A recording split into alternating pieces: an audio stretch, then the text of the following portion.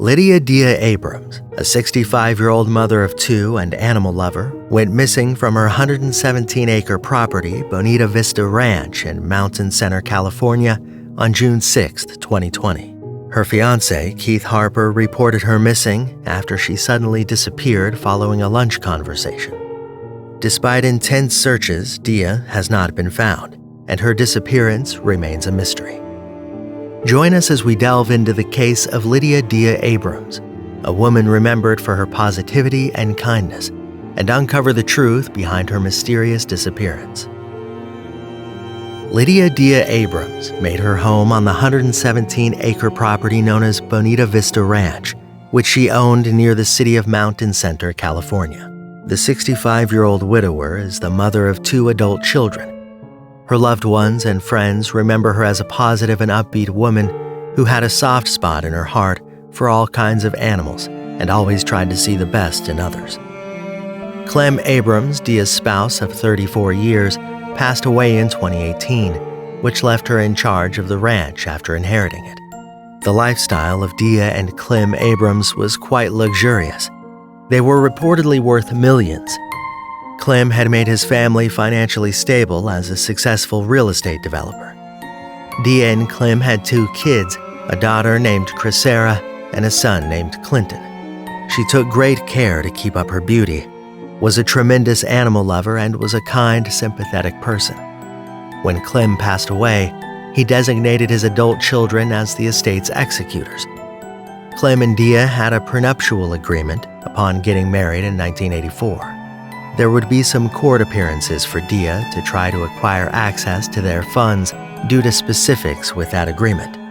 Some would claim that she and her children were locked in a legal dispute over it, although her children have publicly denied this. Some have claimed that she was estranged from her two children. However, both children have said that this is inaccurate after her disappearance. Dia would eventually meet Keith Harper. The specifics of their relationship were up for question, which we will discuss momentarily. Keith Harper was employed by the state of Utah as a prison officer. He also has a troubling criminal past that dates back to the year 2000, when he was charged with kidnapping, sexual assault, and domestic violence. This incident is included in his criminal history. In 2011, 3 different women accused Keith of engaging in sexual activity with them while they were on a snowmobile excursion offered by his company, Outlaw River and Jeep Tours. A jury decided that Keith is responsible for 2 out of the 3 assaults that were committed. He was placed on probation for a period of 4 years and ordered to register as a sex offender. Keith Harper reported Dia as missing on June 6, 2020. The 72-year-old added that they lived together and were engaged to be married. He reported to the police that he and Dia were having lunch at 2:30 p.m. when Dia informed him that she needed to speak to him about something. He asked if they could talk once he was done with his work at the ranch. When Keith finished his job on the ranch for the day and returned at 7:30 p.m., she wasn't there. Dia had left her mobile phone, pocketbook, keys, and Ford truck behind. Several intense searches were conducted, but Dia was not found. Her disappearance is a mystery, and foul play is suspected. A few days after Dia's disappearance, authorities executed a search warrant on the Bonita Vista Ranch, characterizing it as a potential homicide. They seized a blood-stained bedsheet, 2 spent bullet shells, and 2 handwritten messages. In addition, law enforcement officers headed to New Mexico and confiscated Keith Harper's RV, removing a part of the front driver's seat as evidence. They searched Harper's storage facility in Aztec, New Mexico, but the list of evidence seized has not been made public. The officers also confiscated the pillow Dia's son recovered, stashed inside his mother's truck as it was given to them by Clinton. Keith has denied any involvement in the unsolved case of Dia's mysterious disappearance, declaring, "I have no reason to bring harm to her. I love that woman." According to him, the responsibility lies with her children. The trust, the amendment. At the time of her disappearance, Dia was in the middle of a legal dispute with her son Clinton and daughter Cressera that was worth multiple millions of dollars. In 2016, Dia transferred all 4 of her properties together with her 2006 Lexus and the entirety of her assets in her Chase bank account into a trust and named her children as the beneficiaries of the trust.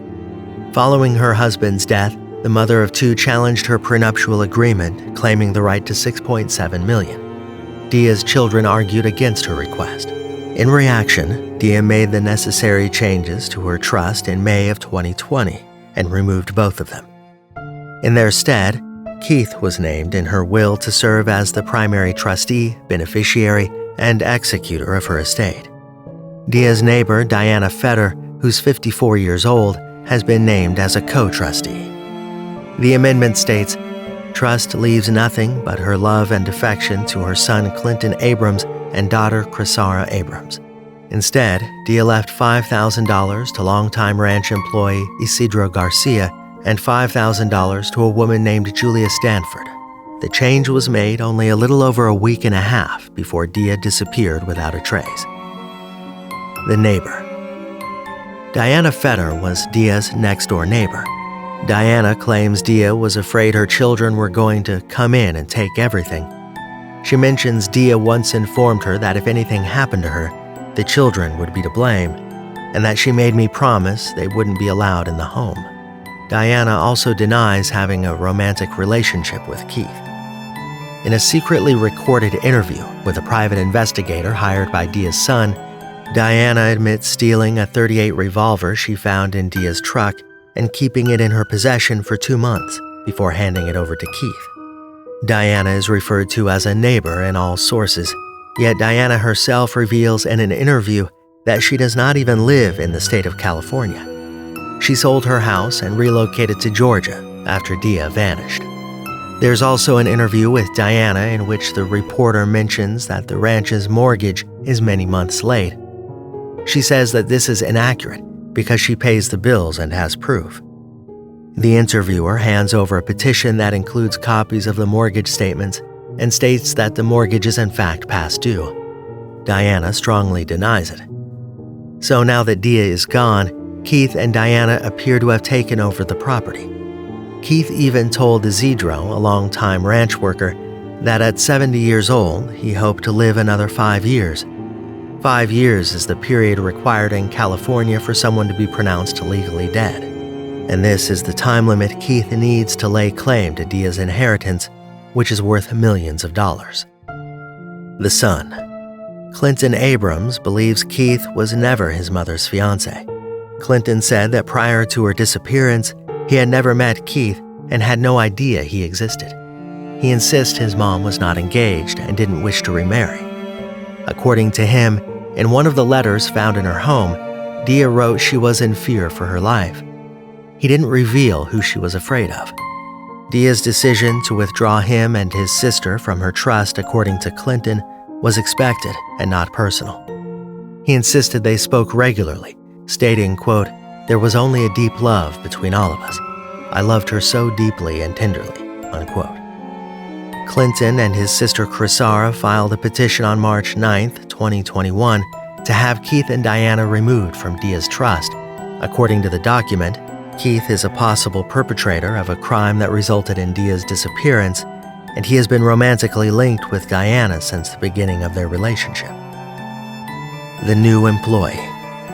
On December 23, 2021, Keith placed a call to 911 and informed the caller that Jody Newkirk, a mother of 2, had been killed in an all-terrain vehicle rollover accident. The 46-year-old woman was an experienced horse handler who had been working at the ranch for the past 4 months. She rented a house from Keith that was owned by Dia while she resided there. First responders arrived shortly after 5:40 p.m. and found what they later called unexplained injuries. The CHP officer Hoskins saw Harper, quote, performing cardiopulmonary resuscitation, or CPR, on a woman who was lying on the ground underneath an all-terrain vehicle. Prior to the arrival of paramedics, Harper moved the ATV away from the girl and kept performing CPR. According to the report, Officer Hoskins said he believed the death was strange and that there didn't appear to be any trauma or injuries associated with a rollover traffic crash. However, acute methamphetamine poisoning was identified as Newkirk's cause of death in the post-mortem report. Relatives claim that the 46-year-old had used meth for a very long time.